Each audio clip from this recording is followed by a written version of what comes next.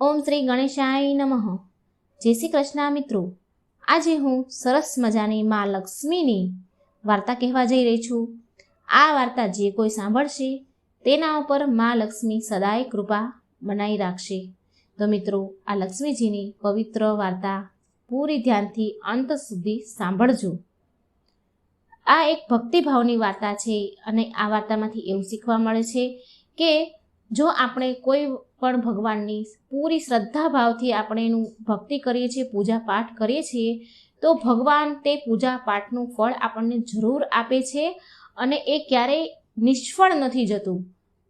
આ વાર્તામાં એક છોકરી છે, નાદાન છે, જે માની ભક્તિ કરે છે, તો એને શું ફળ મળે છે તે આ પવિત્ર વિડીયોમાં તમે સાંભળજો. એક સમયની વાત છે. એક શહેરમાં એક બહુ જ ઈમાનદાર અને ગરીબ વ્યાપારી માણસ રહેતો હતો. તે વ્યાપારીની ઘરે એક દીકરી છે. હવે એ વ્યાપારીની દીકરીને રોજ પીપળાના ઝાડને પાણી ચડાવવાની ટેવ. રોજે જ ભગવાનની આ પૂજા કરે, પીપળાના ઝાડને તે પાણી રોજે જ ચડાવે. અને જે પીપળાના ઝાડને તે પાણી ચડાવતી હતી રોજે, તો તે પીપળાના ઝાડની એક ખાસ વાત હતી કે તે પીપળાના ઝાડમાંથી માતા લક્ષ્મી રોજ પ્રગટ થતા અને થોડી વાર ત્યાં રહેતા અને પછી ત્યાંથી ચાલ્યા જતા.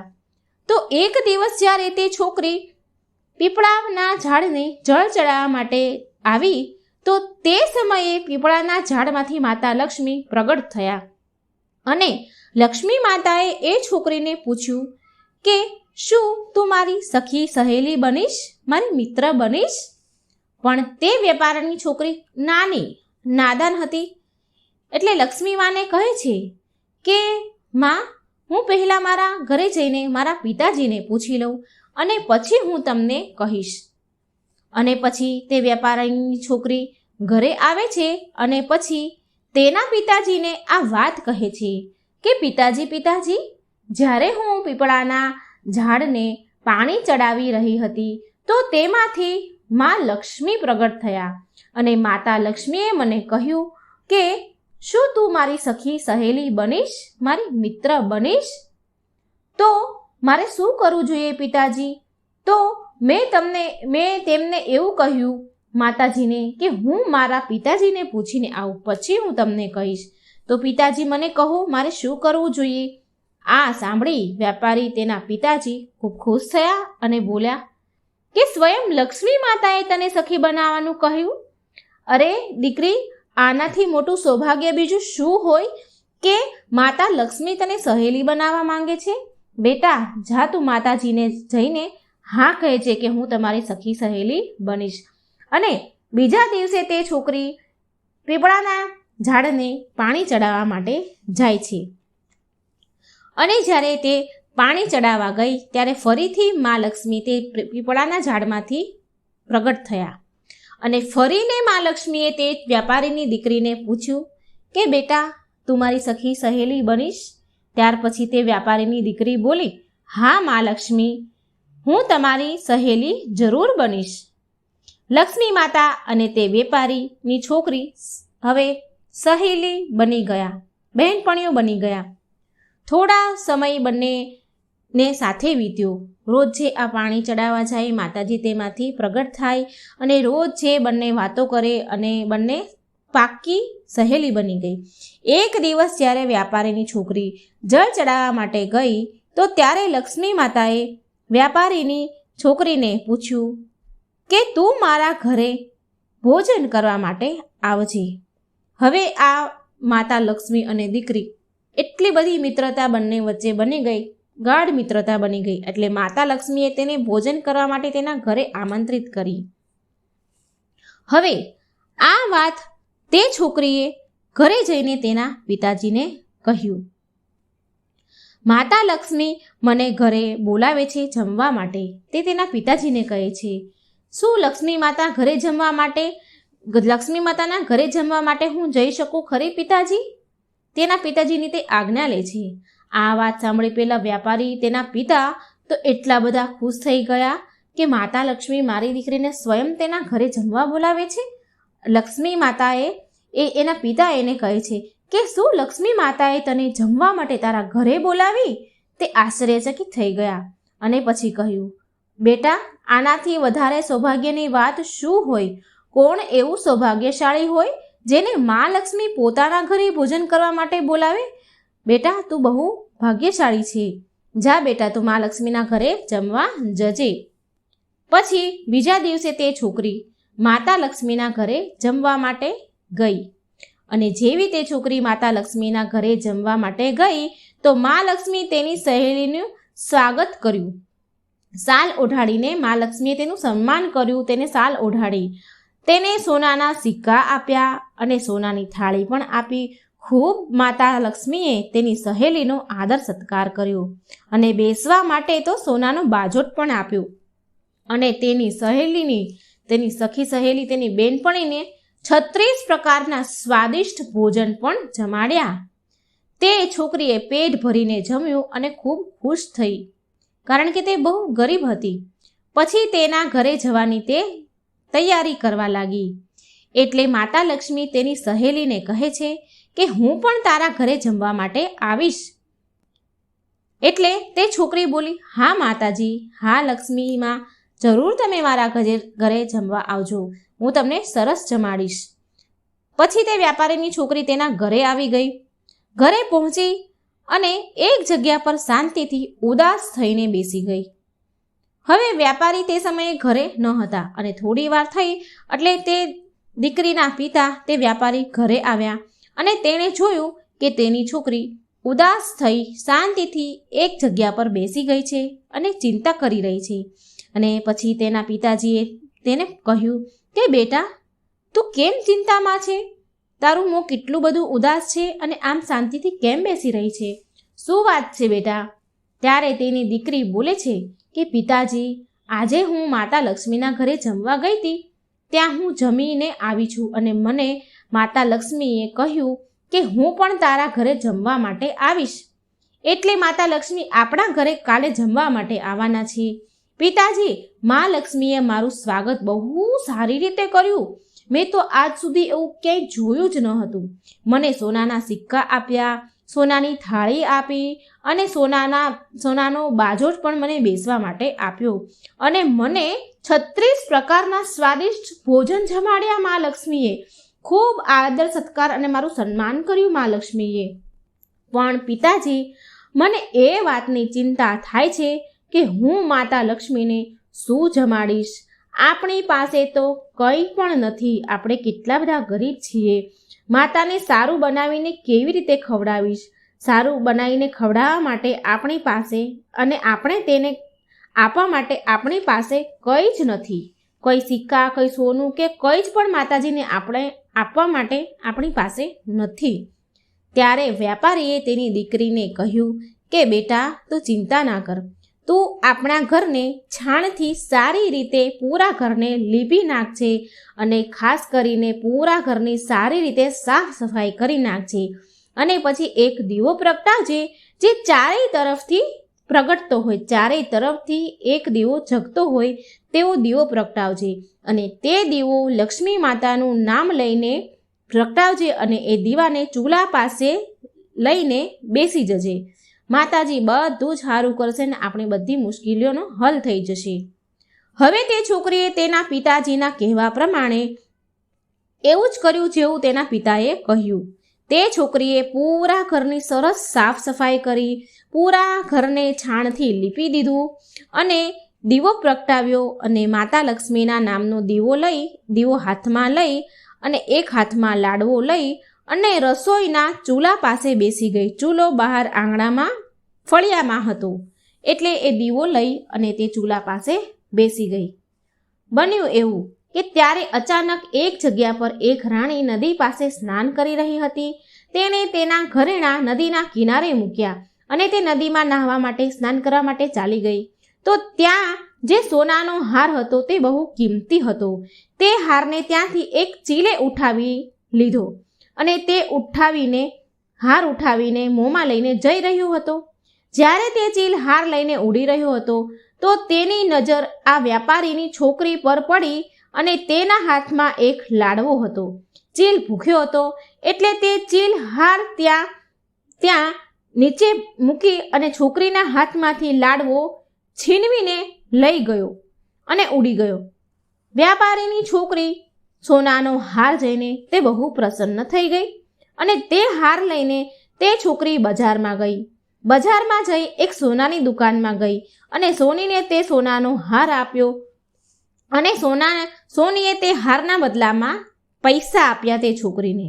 હવે તે છોકરીએ તે પૈસાથી 36 પ્રકારના ભોજન બનાવી શકે અને તે પૈસાથી તે છોકરીએ સોનાના સિક્કા અને સોનાની થાળી ખરીદી લીધી મા લક્ષ્મીને આપવા માટે. અને આ બધું જ લઈને તે પાછી તેના ઘરે આવી ગઈ. ઘરે આવીને તેણે મા લક્ષ્મી માટે સરસ મજાના સ્વાદિષ્ટ 36 પ્રકારના ભોજન બનાવ્યા. વ્યાપારીની છોકરીએ પછી ગણપતિ દાદાને બોલાવ્યા અને કહ્યું કે તમે મા લક્ષ્મીને લઈને આવો. બધી જ તૈયારી થઈ ગઈ છે, મેં સરસ મજાનું જમવાનું પણ બનાવી દીધું છે. પછી ગણપતિ દાદા માતા લક્ષ્મીને લેવા ગયા અને લઈને પછી તેમના ઘરે આવ્યા. પછી એ છોકરીએ, વ્યાપારીની દીકરીએ માતા લક્ષ્મીનું બહુ જ સારી રીતે સ્વાગત કર્યું. સાચા હૃદયથી ભાવથી તેણે માતાનું સ્વાગત કર્યું અને માતા લક્ષ્મીને બેસવા માટે સોનાનો બાજોટ પણ આપ્યો. અને તે છોકરી બોલી, મારા પ્રિય મા લક્ષ્મી, મારા સહેલી, તમે આ બાજોટ પર બેસો. માતા લક્ષ્મીએ તેની સહેલીને કહ્યું કે હું આજ સુધી કોઈના પણ ઘરમાં બાજોટ ઉપર નથી બેઠી. તે છોકરીએ જીદ કરી અને બોલી કે તમારે આજે તો મારા ઘરે બાજોટ પર બેસવું જ પડશે. માતા લક્ષ્મી તેની સહેલીની વાત માને છે અને બાજોટ પર બેસી ગયા. અને પછી વ્યાપારીની છોકરીએ માતા લક્ષ્મીને 36 જાતના સ્વાદિષ્ટ ભોજન જમાડ્યા.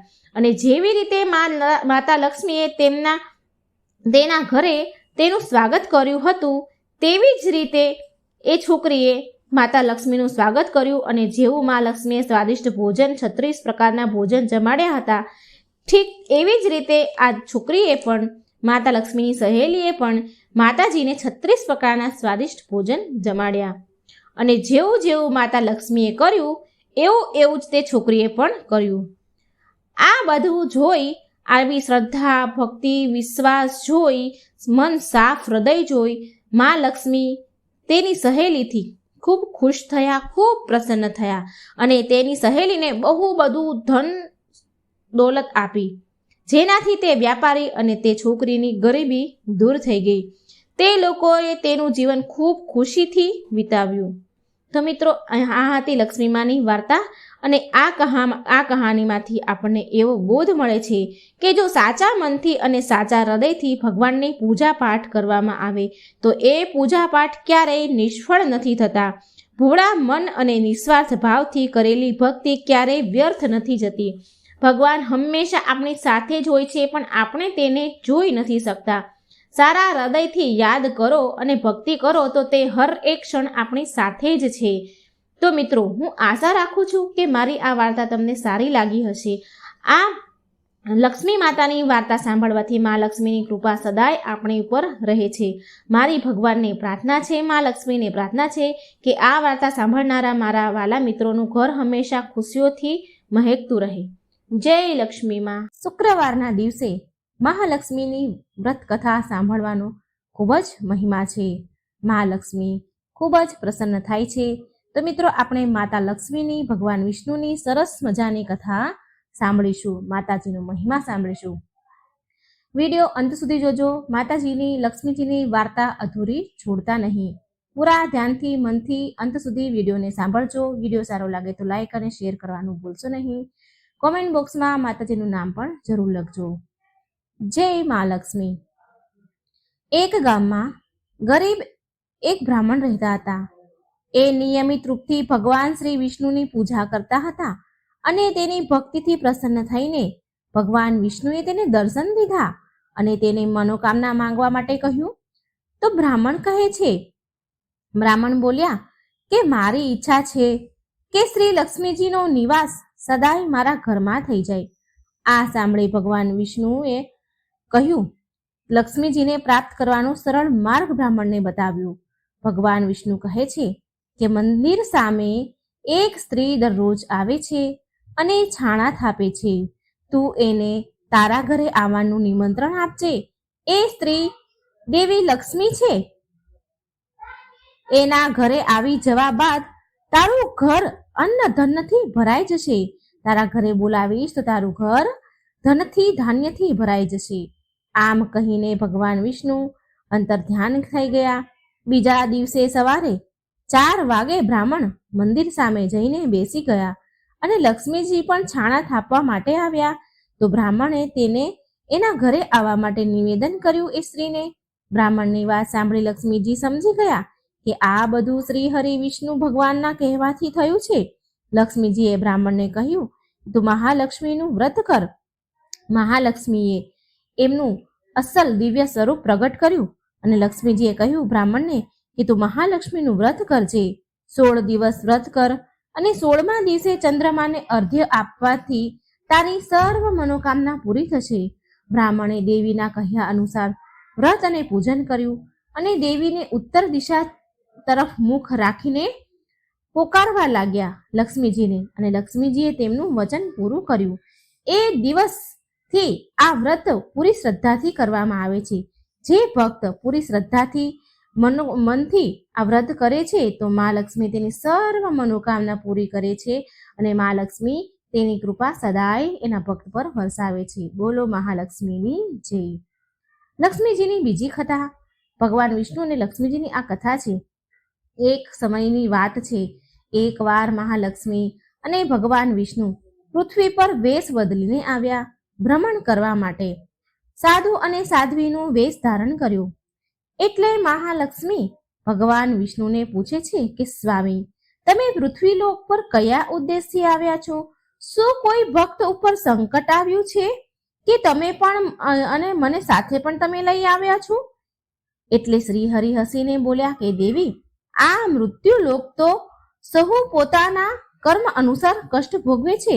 મૃત્યુલોકમાં હરેક વ્યક્તિ, હરેક મનુષ્ય, હરેક જીવ પોતાના કર્મ અનુસાર કષ્ટ, સુખ, દુઃખ ભોગવે છે.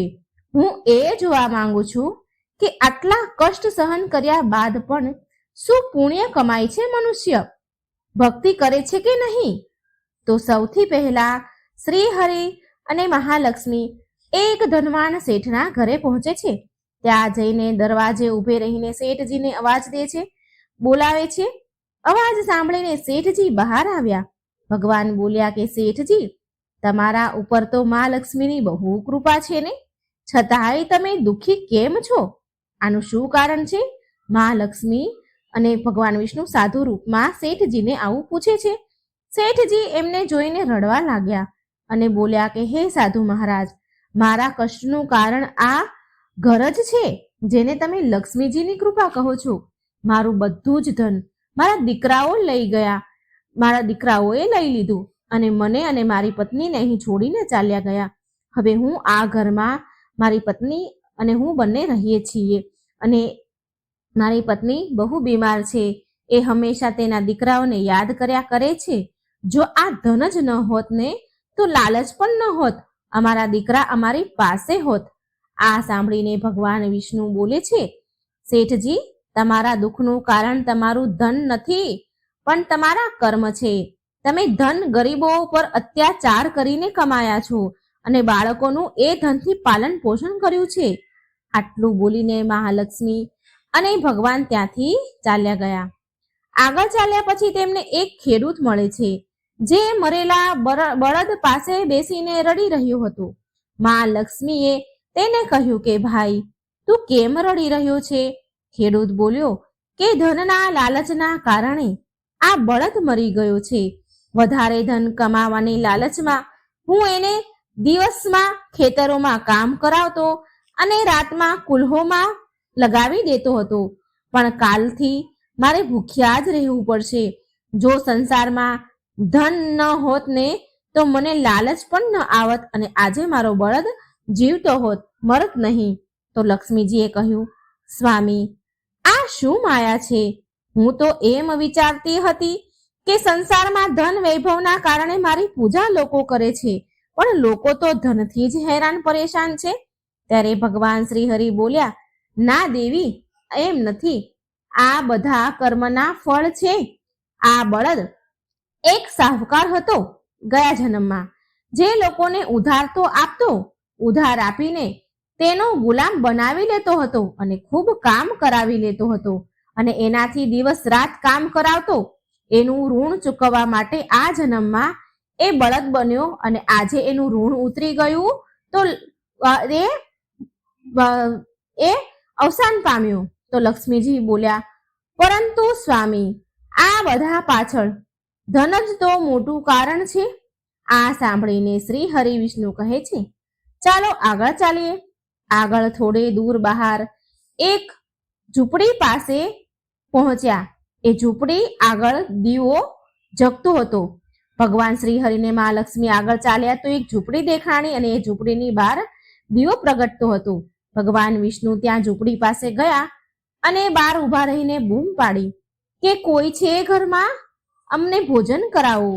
આ સાંભળી એક સ્ત્રી ઘરની બહાર આવી બોલી કે હે સાધુજનો, પધારો પધારો, આટલા નાના એવા ઘરમાં તમારું સ્વાગત છે. એ બંને અંદર ગયા. મહાલક્ષ્મી અને શ્રી હરિ અંદર ગયા ઝૂંપડીમાં અને મહાલક્ષ્મી બોલ્યા કે તમે ઘરની બહાર દીવો કેમ મૂક્યો છે? એ સ્ત્રીને કહે છે. ત્યારે એ સ્ત્રી બોલી કે માં, મારું નામ સુજાતા છે. મેં આ દીવો અવર જવર કરનારા લોકો માટે મૂક્યો છે, જેનાથી એ અંધારામાં રસ્તો ન ભટકી જાય. જો એમને કોઈ તકલીફ હોય તો અમે તેની મદદ પણ કરી શકીએ. આ બધું સાંભળીને ભગવાન વિષ્ણુ બોલ્યા કે અમારે તમારા ઘરે ભોજન કરવું છે.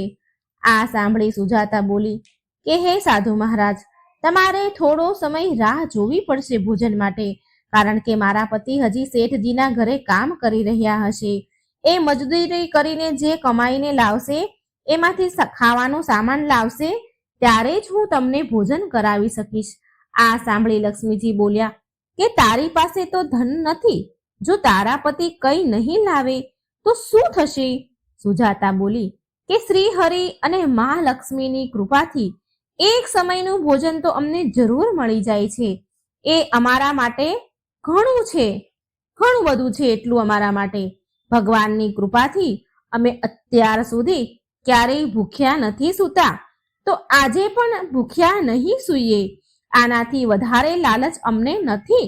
થોડી વારમાં સુજાતાનો પતિ આવ્યો અને સામાન લઈ આવ્યો અને બંનેએ જમવાનું બનાવ્યું અને સાધુ મહારાજ અને તેની પત્ની જે ભગવાન હતા તેમની સામે મૂક્યું. જમવાનું મૂકીને સુજાતા બોલી, આ રૂખું સુખું અમે ભગવાનનો પ્રસાદ સમજીને ગ્રહણ કરીએ છીએ રોજ. તમે પણ પ્રસાદ સમજીને ગ્રહણ કરો.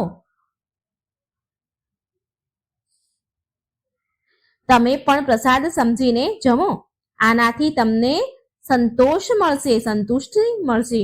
ભગવાન વિષ્ણુ અને મા લક્ષ્મીએ પ્રેમથી ભોજન કર્યું. ભોજન કર્યા પછી લક્ષ્મીજી બોલ્યા કે અમે તો ભોજન કરી લીધું, પણ તમારા માટે કંઈ જ નથી વધ્યું. સુજાતા બોલી, નહીં નહીં, હજી એક ચોખાનો દાણો બચ્યો છે, એ અમારા માટે ઘણો છે.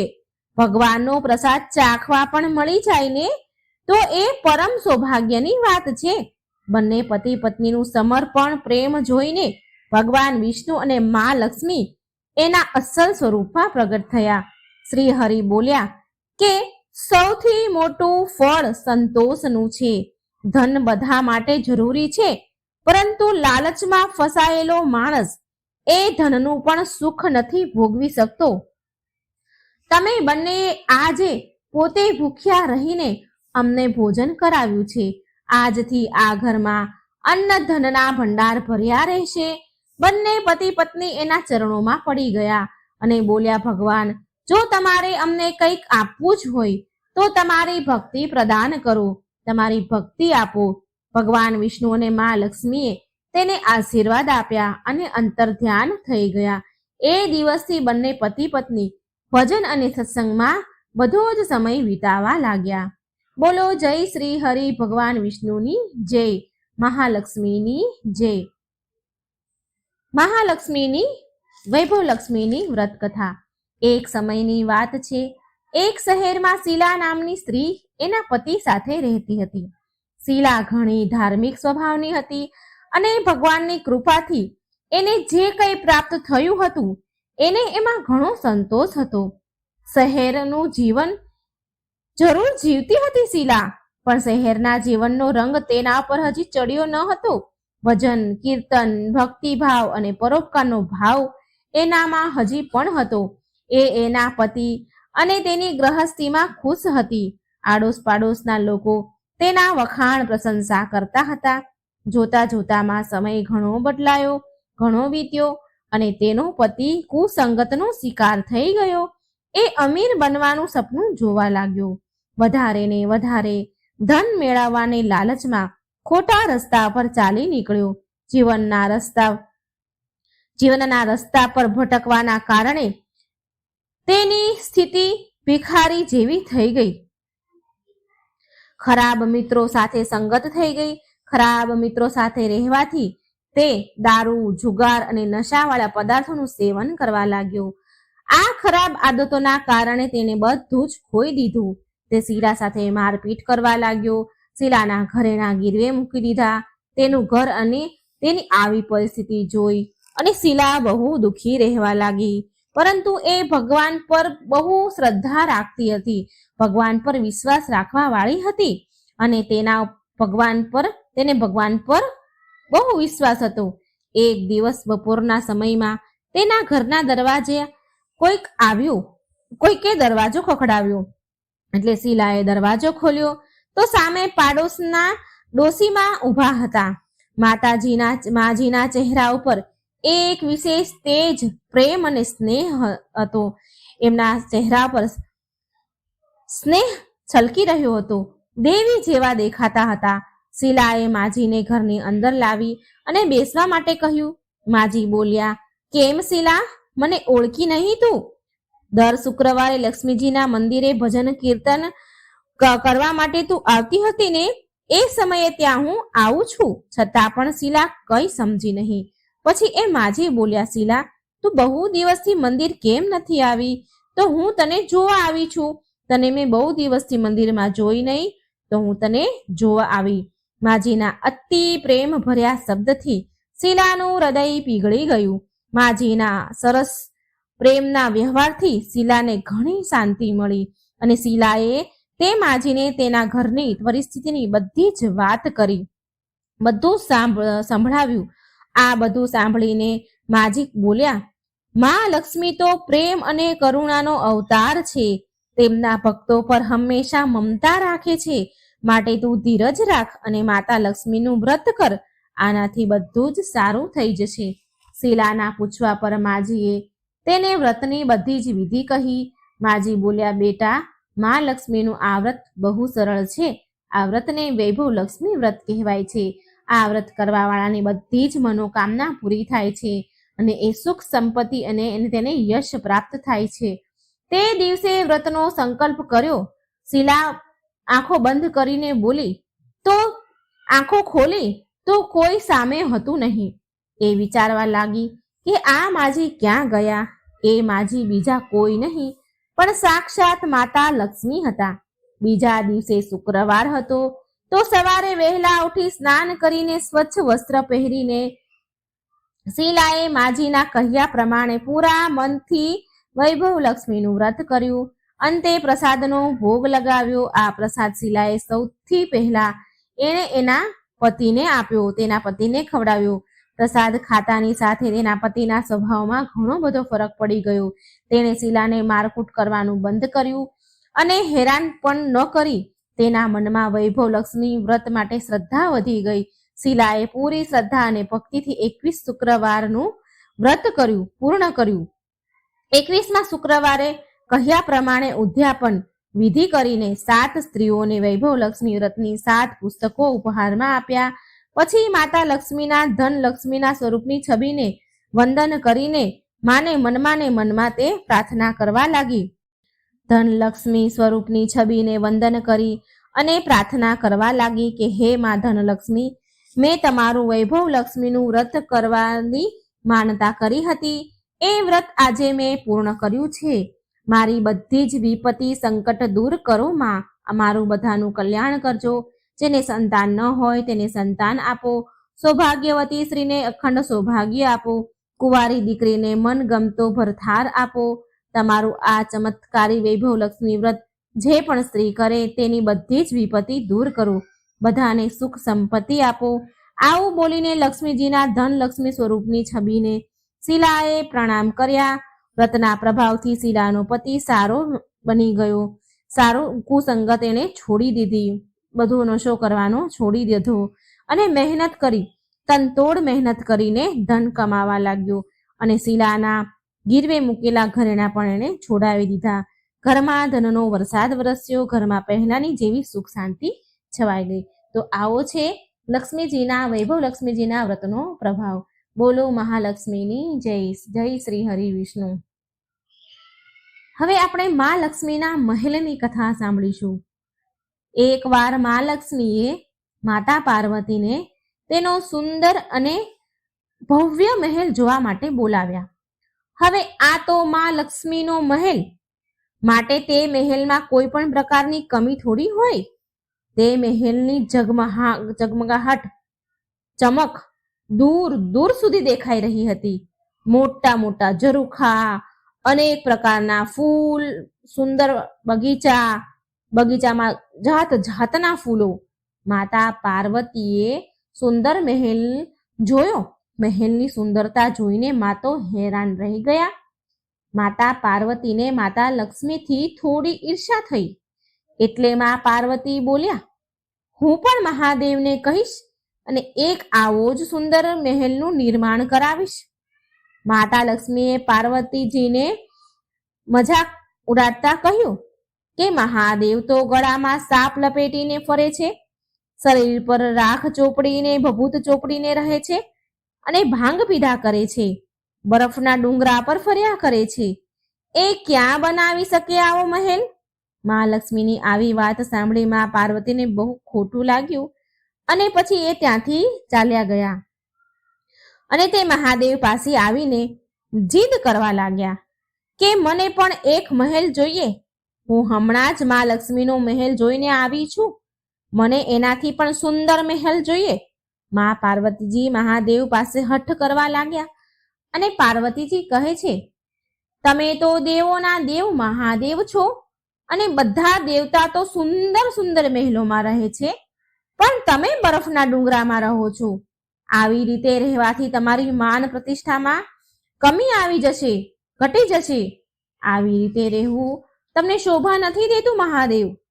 પ્રભુ તમને આવી રીતે શોભા નથી દેતું. માતા પાર્વતીએ તો જીદ પકડી લીધી અને કહે છે કે મારે એવો મહેલ જોઈએ છીએ, એવા મહેલમાં રહેવું છે જે ત્રણેય લોકમાં ક્યાંય ન હોય.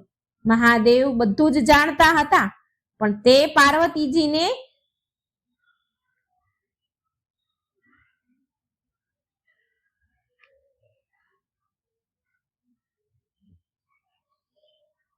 પાર્વતીજીની વાત માનતા ન હતા. મહાદેવ કહે છે, અરે દેવી, હું તો યોગી છું, હું મહેલમાં ચેનથી નહીં રહી શકું. મને તો આવી રીતે જ રહેવામાં આનંદ આવે છે. પણ મા પાર્વતી માન્યા નહીં અને છેવટે મહાદેવને તો ઝૂકવું જ પડ્યું. સ્ત્રી હઠ આગળ કોનું ચાલે? મહાદેવ મહેલ બનાવવા માટે વિશ્વકર્માજીને બોલાવ્યા અને તેમને એવો મહેલ બનાવવાનું કહ્યું કે જેની બરાબરી ત્રણેય લોકમાં ક્યાંય ન થાય, ક્યાંય ત્રણેય લોકમાં એવો મહેલ ન હોય. વિશ્વકર્માજી મહેલ બનાવવા માટે જગ્યા શોધવા લાગ્યા. શોધતા શોધતા તેમને એક એવી જગ્યા મળી જે ચારેય બાજુથી પાણીથી ઢંકાયેલી હતી અને વચ્ચે 3 સુંદર પર્વત દેખાઈ રહ્યા હતા અને તે જગ્યા સુંદર ફૂલો અને વનસ્પતિઓથી ભરેલી હતી. મિત્રો, આ બીજી કોઈ પણ નહીં પણ લંકા હતી. વિશ્વકર્માજી તેમના કામમાં તો લાગી ગયા અને વિશ્વકર્માજીએ થોડા જ સમયમાં સુંદર મહેલ તૈયાર કરી દીધો. તેની સુંદરતા તો અપાર હતી. પૂરો મહેલ સોનાથી બન્યો હતો. મોટા મોટા સોનાના ઝરૂખા, સુંદર સુંદર બાગ બગીચા. મહેલ એટલો બધો સુંદર હતો કે જે પણ તેને અંદર જાય, જે પણ તે મહેલને જુએ તે તેના વખાણ કરતા જ ન થાકે. માતા પાર્વતીએ ગૃહ પ્રવેશનું મુહૂર્ત નીકાળ્યું. બધા દેવી દેવતાઓને બોલાવવામાં આવ્યા અને ગ્રહ પ્રવેશની પૂજા માટે તેમણે રાવણને બોલાવ્યો. કારણ કે રાવણ બહુ વિદ્વાન પંડિત હતો. રાવણે ગ્રહ પ્રવેશની પૂજા પૂરી વિધિ વિધાનથી કરાવી. પૂજા સમાપ્ત થયા પછી ભોળાનાથે રાવણને દક્ષિણા માંગવાનું કહ્યું અને રાવણના મનમાં પણ લાલચ આવી ગઈ અને આ રાવણ પણ તે સોનાના મહેલને જોતો જ રહી ગયો હતો. રાવણ બોલ્યો, મને તો દક્ષિણામાં આ મહેલ જ જોઈએ છે. પાર્વતીજી આ સાંભળીને બહુ દુઃખી થઈ ગયા અને સાથે તેમને બહુ જ ક્રોધ આવી રહ્યો હતો. મા પાર્વતી બોલ્યા, રાવણ, તે મને બહુ દુઃખી કરી છે. મેં કેટલી હઠ કરીને મહાદેવ પાસે આ મહેલ બનાવડાવ્યો અને તે આ મહેલ જ મારી પાસેથી માંગી લીધો. જે મારું અરમાન હતું, મારું સપનું હતું, મારી ઈચ્છા હતી, એ જ તે માંગી લીધું. મા પાર્વતી કહે છે, રાવણ, તું કઈ બીજું પણ માંગી શકતો હતો, પણ તે મહેલ માંગીને મારું સપનું તોડી નાખ્યું. માને બહુ ક્રોધ આવ્યો. બહુ ક્રોધમાં આવીને મા પાર્વતીજી રાવણને શ્રાપ આપે છે કે મહાદેવનો જ એક અંશ એક દિવસ આ મહેલને બાળીને રાખ કરી દેશે અને તેની સાથે જ તારા કુળનો પણ વિનાશ પ્રારંભ થઈ જશે. તે મા પાર્વતીનો જ શ્રાપ હતો, જેના કારણે ભગવાન શિવનો અવતાર હનુમાનજીએ લંકાને સળગાવી દીધી હતી. તો મિત્રો, આ હતી મહાલક્ષ્મી અને મા પાર્વતીની સરસ મજાની વાર્તા. એક દિવસ લક્ષ્મીજીની મોટી બહેન જ્યેષ્ઠાએ મા લક્ષ્મીને પૂછ્યું, બહુ દિવસથી એક વાત મારા મનમાં ખૂંચી રહી છે.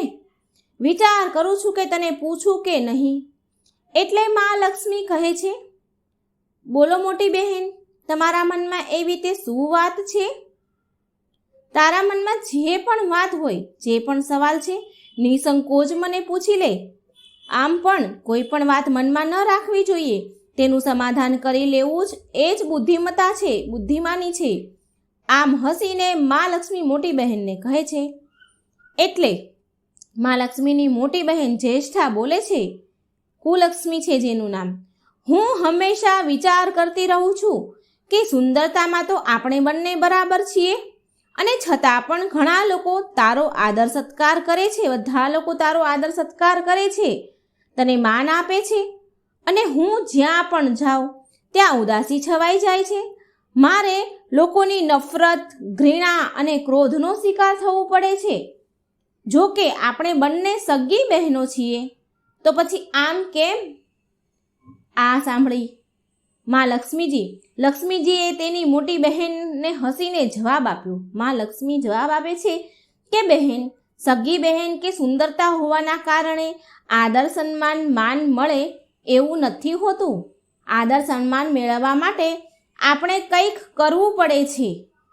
લોકો મારો આદર સત્કાર, મને માન એટલા માટે આપે છે, મને એટલા માટે પૂંજે છે કેમ કે હું જેના પણ ઘરે જઉં છું ત્યાં સુખ સુવિધાના સાધન જોડી દઉં છું.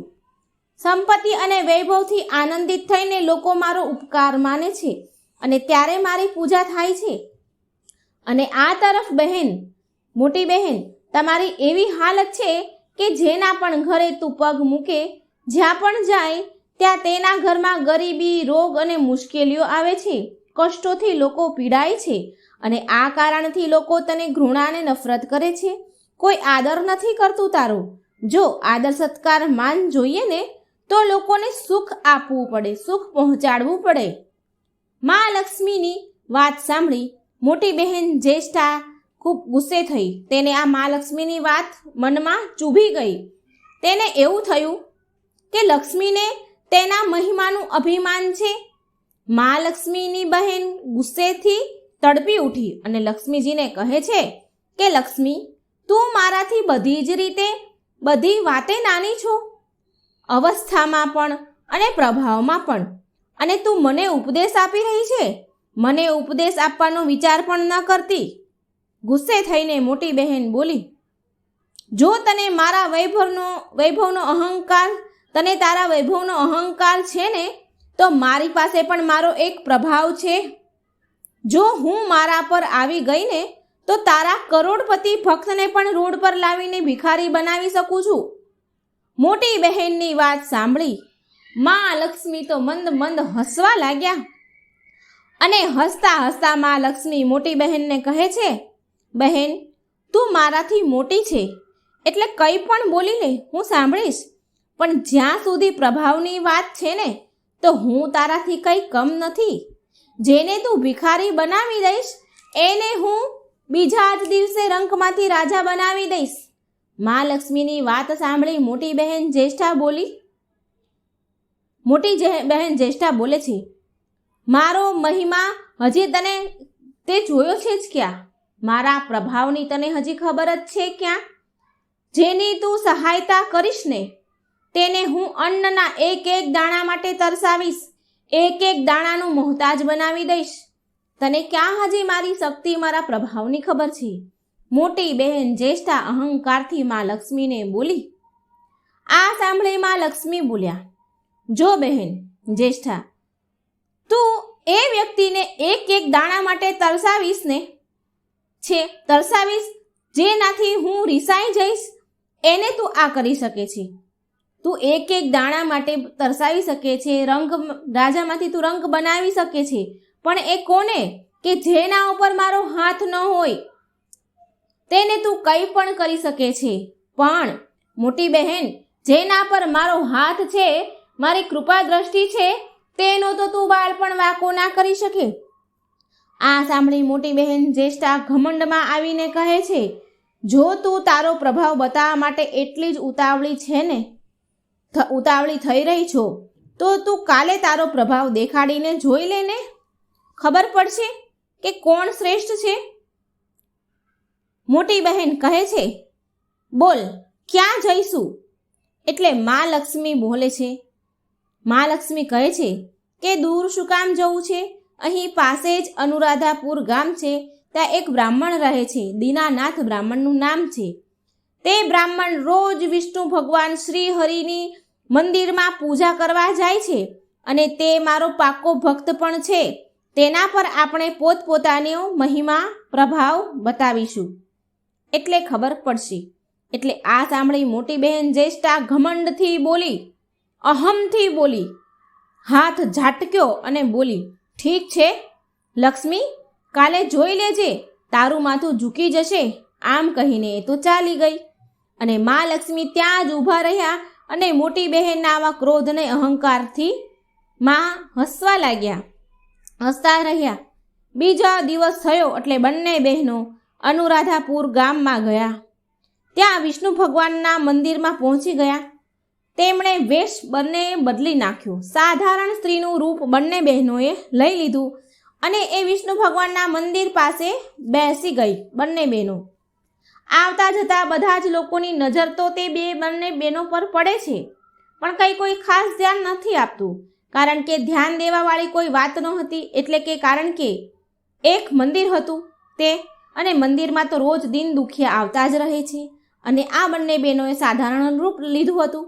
ત્યાં આવવાવાળા કોઈને કોઈ પરેશાનીઓથી ઘેરાયેલા રહેતા હતા, તો પછી તે લોકોની બીજાની તકલીફનું શું ભાન હોય. થોડી વાર થઈ એટલે દીનાનાથ નામનો બ્રાહ્મણ આવ્યો. બંને બહેનોની નજર તેના ઉપર પડી. જ્યારે તે બ્રાહ્મણ પૂજા કરીને મંદિરમાંથી પૂજા કરીને પાછો આવતો હતો ત્યારે માં લક્ષ્મીની મોટી બહેન લક્ષ્મીને કહે છે, જો તારો ભક્ત આવી રહ્યો છે, બની શકે તો એની કંઈ સહાયતા કરજે. હા કરું છું, આમ માં લક્ષ્મી બોલ્યા અને કહ્યું કે તું જો, હું મારો પ્રભાવ, મારો મહિમા બતાવું છું. આમ કહી માં લક્ષ્મીએ એક મોટી વાંસની લાકડી, જ્યાં દીનાનાથ બ્રાહ્મણ પૂજારી ચાલી રહ્યો હતો, એ રસ્તા પર મોટી વાંસની લાકડી મૂકી દીધી. તે વાંસના લાકડીમાં સોના મોહર ભર્યા હતા, સોનાના સિક્કા ભર્યા હતા. એ પોલાણ ભરી લાકડી હતી. પછી મોટી બહેન જ્યેષ્ઠાએ વાંસના તે ટુકડાને હાથ અડાડી દીધો અને પછી મા લક્ષ્મીને કહે છે, હવે જો તું મારો પ્રભાવ. પૂજા કરીને આવતા બ્રાહ્મણે રસ્તામાં વાંસની લાકડી જોઈ અને તેને ઉઠાવી લીધી. લાકડી ખાસી મોટી હતી. એ બ્રાહ્મણે એમ વિચાર કરીને તે લાકડી ઉઠાવી કે કંઈ ને કંઈ કામ લાગશે, ઘરમાં તો 100 જરૂરત હોય છે, ચાલ લઈ લઉં. આમ કરી તેણે લાકડી ઉઠાવી અને તે વાંસની લાકડીને લઈને તે થોડો આગળ ચાલ્યો. એટલામાં તેને એક છોકરો મળ્યો. છોકરાએ બ્રાહ્મણને પહેલાં રામ રામ કર્યા છોકરાએ, અને પછી નમ્રતાથી બોલ્યો કે હે બ્રાહ્મણ દેવ દીનાનાથ, મને મારા ઘરના ખાટલા બનાવવા માટે બિલકુલ તમારા હાથમાં જે વાંસની લાકડી છે ને એવી જ જોઈએ છીએ. મારા દાદાજીએ મને કહ્યું છે, એ કહીને મોકલ્યો છે કે બજારમાંથી વાંસની લાકડી લઈ આવ. તે ક્યાં મળશે? તમે આ ક્યાંથી લઈને આવ્યા છો? એટલે તે દીનાનાથ બ્રાહ્મણ કહે છે કે આ વાંસ મેં ખરીદ્યો નથી, મને આ વાંસની લાકડી તો રસ્તામાં મળી છે તો મેં લઈ લીધી. લે, જો તારે જરૂરત હોય તો તું રાખી લે. આમ તો બજારમાં 1 રૂપિયાના ઓછા ભાવેથી નહીં મળે. એટલે તે છોકરો બોલ્યો, મારી પાસે તો માત્ર ચારાની જ છે, તમે આને રાખી લો અને બાકીના જે પૈસા છે એ હું રાતે તમારા ઘરે આવીને આપી જઈશ, અને અત્યારે મને આ વાંસની લાકડી આપી દો. દીનાનાથ બ્રાહ્મણ ખુશ થઈ ગયા. કોઈ મહેનત જ કર્યા વગર જ પૈસા મળી ગયા. આમ કરી એ મનમાં ખુશ થયા. હવે બ્રાહ્મણે પૈસા લીધા અને વાંસની લાકડી તે છોકરાને આપી દીધી અને તે પૈસા થાળીમાં મૂકી દીધા. પૂજાની થાળી જે હતી એમાં મૂકી દીધા. હવે મંદિર પાસે ઊભેલી બંને દેવીઓ આ જોઈ રહી હતી. એટલે તેમાં મોટી બહેન જ્યેષ્ઠા માં લક્ષ્મીને કહે છે, જોયું લક્ષ્મી, તારા આટલા બધા સોનાના મોહર ભરેલી જે વાંસની લાકડી હતી તે માત્ર 4 આનામાં વેચાઈ. જોયો તે મારો પ્રભાવ? અને હજી તો 4 આના પણ તારા ભક્ત પાસે નહીં રહે. ચાલ તેની પાછળ ચાલીએ અને જોઈએ શું થાય છે. બંને બહેનો દીનાનાથ પૂજારીની પાછળ પાછળ ચાલવા લાગી. દીનાનાથ તળાવ પાસે આવ્યા. ત્યાં એક ઝાડ હતું, તેમાં બહુ સરસ ફૂલો હતા. એટલે તે ફૂલ પૂજા માટે લઈ લે છે. તેના હાથમાં જે પૂજાની થાળી હતી તે નીચે મૂકી એમણે અને ફૂલ તોડવા લાગ્યા. જ્યાં એને થાળી નીચે મૂકી તો તે એક છોકરો આવ્યો. એ છોકરો નાનો હતો થોડો, તેણે ધીરે રહીને પેલી થાળીમાંથી 4 આના લઈને ભાગી ગયો. દીનાનાથને આ વાતની ખબર ન હતી, કારણ કે તે ઝાડમાંના ફૂલ તોડતા હતા. દીનાનાથ ફૂલ તોડીને તેના ઘર તરફ જાય છે તેટલામાં દીનાનાથને તે છોકરો પાછો મળ્યો, જે વાંસની લાકડી લઈને 4 આના આપીને ગયો હતો. હવે તે છોકરો તે બ્રાહ્મણ દીનાનાથને કહે છે કે આ વાંસની લાકડી મારા ખાટલા બનાવવા માટે કામની નથી. મારા દાદાજીએ કહ્યું કે આ વાંસનું લાકડું બહુ ભારે છે, થોડું હલકું જોઈએ, માટે મારા માટે આ ખાટલા બનાવવા માટે આ બરાબર નથી. એટલે તમે આ પાછી લઈ લો અને મને મારા પૈસા પાછા આપી દો. દીનાનાથે તેના 4 આના પાછા આપવા માટે થાળીમાંથી પૈસા લેવા જાય છે તો થાળીમાં પૈસા નહીં. એટલે દીનાનાથ બોલ્યો કે બેટા, હમણાં તો મેં 4 આના આ થાળીમાં મૂક્યા હતા, પૂજાની થાળીમાં, પણ ક્યાંક પડી ગયા લાગે છે. તું મારી સાથે મારી ઘરે ચાલ, હું તને ત્યાં જ પૈસા આપી દઈશ. અત્યારે મારી પાસે પૈસા નથી. એટલે તે છોકરો બોલ્યો, બ્રાહ્મણ દેવ, તમે ઘરે જાઓ, કંઈ વાંધો નહીં, હું રાતે આવીને તમારા ઘરેથી પૈસા લઈ લઈશ. આમ બોલી તે છોકરો ચાલ્યો ગયો. હવે વાંસની લાકડી ફરી બ્રાહ્મણ પાસે આવી ગઈ. સોના મોહર ભરેલી હતી. એ બ્રાહ્મણને તો ખબર જ ન હતી. માં લક્ષ્મી ધીરે ધીરે હસવા લાગ્યા. માં લક્ષ્મીને હસતા જોઈને તેમની મોટી બહેન જ્યેષ્ઠાને મનમાં બળેતરા થઈ, મનમાં બળી ગઈ. તે માં લક્ષ્મીને કહે છે, બહેન, હજી તો ખેલ શરૂ જ થયો છે, હસમાં, હમણાં જો હું શું કરું છું, જોતી જા તારા ભક્તને હું કેવી રીતે પાયમાલ કરું છું. હવે દીનાનાથ આ બધી વાતથી અજાણ બિચારો તેની ધૂનમાં ચાલતો રહ્યો. તેને શું ખબર કે તે શતરંજનો મોહરો બન્યો છે. દીનાનાથ તો તડકા છાયાની જેમ બંને બહેનોનો પ્રભાવ ચૂપચાપ સહન કરતો કરતો આગળ ચાલતો જ ગયો. તે થોડો આગળ ચાલ્યો એટલે દીનાનાથને એક આદમી મળ્યો. તેણે બ્રાહ્મણ દીનાનાથને 4 આના પાછા આપ્યા, જે એના 4 આના ચોરાઈ ગયા હતા, અને બોલ્યો કે બ્રાહ્મણ દેવ, મારો છોકરો હજી નાનો છે, તેને બહુ બુદ્ધિ નથી, તે નાનપણમાં ભૂલ કરી ગયો છે. તે તમારી પૂજાની થાળીમાંથી ચારાના લઈ લીધા હતા, તે હું તમને પાછો આપવા આવ્યો છું. તે બહુ મસ્તીખોર છે, તેને માફ કરી દો. એટલે દીનાનાથે તે ચારાના પાછા લઈ લીધા અને તેને આશીર્વાદ આપ્યા. અને વાંસનો ટુકડો પાછો આમ આવી ગયો અને હજી તો ત્યાં પાસે ચાલતો જ હતો. એટલામાં દીનાનાથે ખુશ થઈને પેલા છોકરાને બૂમ પાડી. એ હજી ત્યાંથી નીકળ્યો જ હતો, જેના ચારાના તેની પાસે હતા. તેને બૂમ પાડી દીનાનાથે, એટલે એ છોકરો પાછો આવ્યો અને બ્રાહ્મણે તે છોકરાને ચારાના પાછા આપી દીધા. તે છોકરાને પૈસા પાછા મળતા તે ખુશ થઈને ત્યાંથી ચાલ્યો ગયો. હવે દીનાનાથ પાછો પ્રસન્ન મુખ લઈ પ્રસન્ન મોઢે ખુશ થતો એક હાથમાં પૂજાની થાળી હતી અને બીજા હાથમાં 5 હાથ લાંબુ વાંસનું લાકડું હતું. વાંસની મોટી લાકડી હતી. હવે વાંસનું લાકડું સોના મહોરથી ભરેલું હતું. બ્રાહ્મણ પાસે આવી ગયું એટલે મા લક્ષ્મીથી મોટી બહેનને બળતરા થવા લાગી. મા લક્ષ્મીનો મહિમા, એનો પ્રભાવ જોઈ મોટી બહેન જ્યેષ્ઠા બળવા લાગી, કારણ કે દીનાનાથ પાસે તે સોના મોહરનું લાકડું પાછું આવી ગયું અને દીનાનાથને તો લાભ થઈ ગયો. હવે આ મોટી બહેન જોઈ ન શકી, મનમાં ઝેર કરવા લાગી. હવે દીનાનાથનું ઘર નજીક આવવા લાગ્યું. મોટી બહેન જ્યેષ્ઠાને કોઈ ઉપાય મળ્યો નહીં તેને હેરાન કરવાનો, એટલે તેણે દીનાનાથને મારવાનો વિચાર કરી લીધો.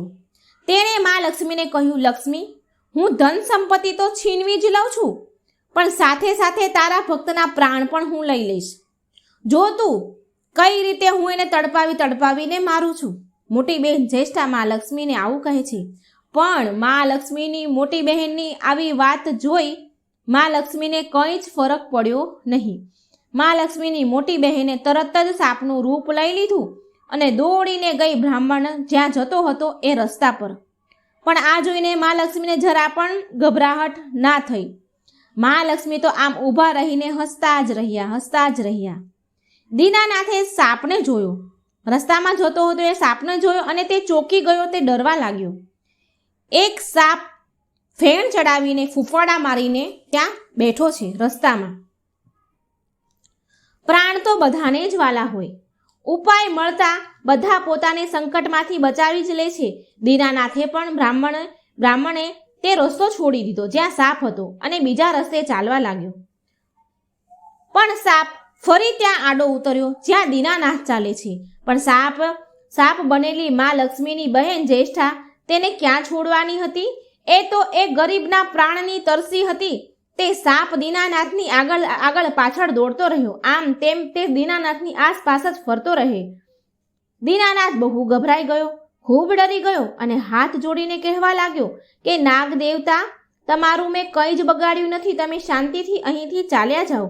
કેમ નાગદેવ મારા જેવા ગરીબની પાછળ પડ્યા છો, મને હેરાન કરી રહ્યા છો?